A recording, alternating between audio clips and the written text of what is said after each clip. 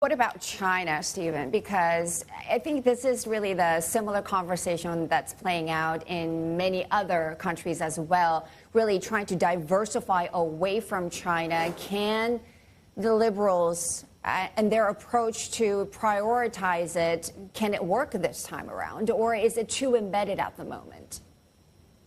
Well, this is a really tough one, Sherry, because if you look at the Western Canadian provinces, about 15 to 20% of their GDP is actually through trade with China. So they have a very, very good relationship. So for them to diversify away from China, it's hard. But if you look at the eastern provinces, Ontario, Quebec, their trade relationship with China is fundamentally different. So diversifying is relatively easy. So when you take the aggregate, the whole country put together, it's not such an easy decision to say, well, let's diversify away from China or let's diversify away from the United States. The question is, where do you diversify to? Where are those markets going to be that's going to buy your products?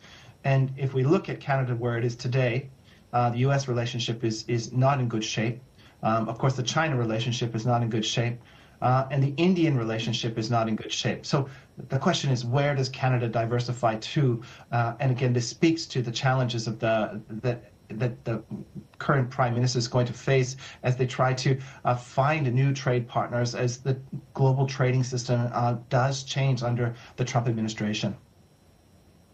What would be some good partners in these new trade relationship that Canada would like to bolster down the road? I mean, it should be about defense spending and energy transition as well. Any good candidates that you see? In terms of trade, we've already seen some steps forward to engage with Southeast Asia. So Canada has signed an FTA, a free trade agreement with Indonesia last year. I think this is a really good step forward.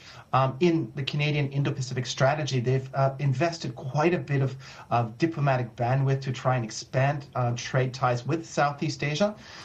So that is going to be an important place for diversifying trade.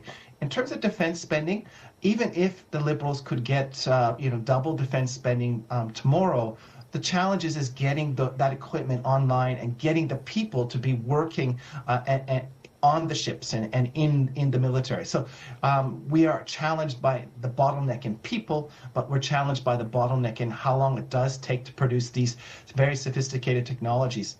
In that sense, I think Canada, looking for security partners, should already be partnering with those like-minded countries like Japan, like South Korea. I think it should continue to invest in its relationship with the United States because bar none, this is the most important relationship for Canada.